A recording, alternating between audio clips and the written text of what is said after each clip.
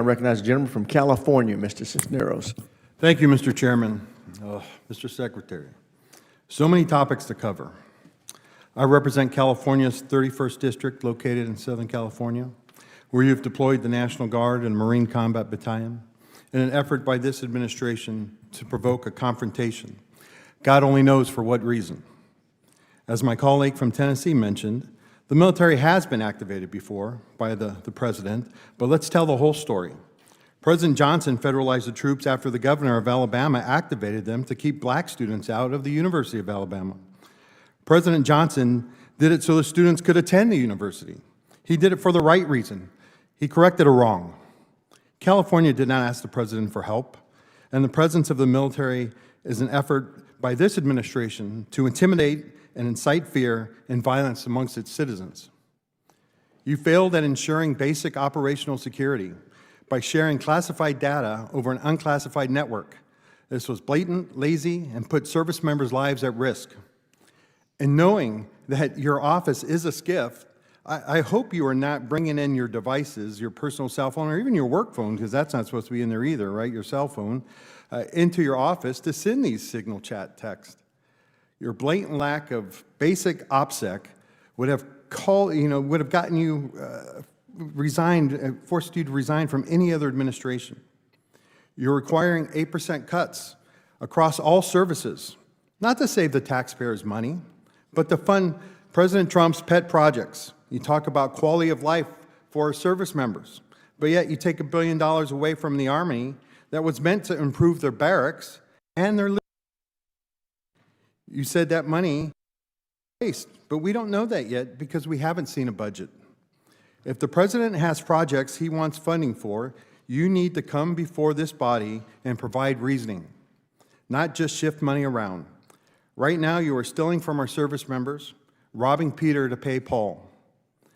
Now you have repeatedly said that you will judge every individual on their merit. Is that true? Unlike the previous administration, you will yes, judge we are focusing simple yes on, or no. for our service Judge everybody members, how on their good they merit. are at their job, yes. But yet you are separating thousands of service members who are performing and doing their job at a high level. They are being separated not based on merit.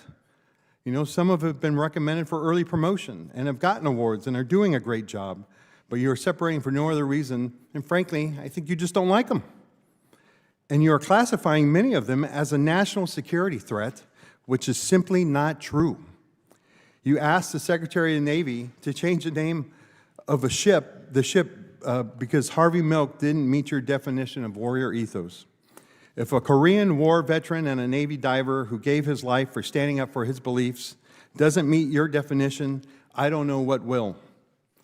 You keep talking about recruiting, but let's face the facts here, right? Recruiting started improving before President Trump even came into office, and the reason that changed was because of the investment that was put into recruiting. Now, I was at the Pentagon at the time, and I know how much we invested in it, and I know how much of the services. And when you take away that investment, you're going to get exactly what happened in President Trump's first administration. In 2019, we had the same recruiting crisis that, back in 2019 when he was president the first time. You continue to attack diversity, but I have always said diversity is about creating opportunity. And I have seen plenty of individuals, many of them enlisted members, who when given the opportunity have succeeded, not because of their sex, not because of color, not because of their sexual identity, but because of their worth ethic and merit. Mr. Secretary, when using your definition of DEI, I think there's only one individual at the Pentagon right now who got his job based on that merit, and that is you, and you got it because of sucking up to your boss. And with that, I yield back. Gentleman yields back. Chair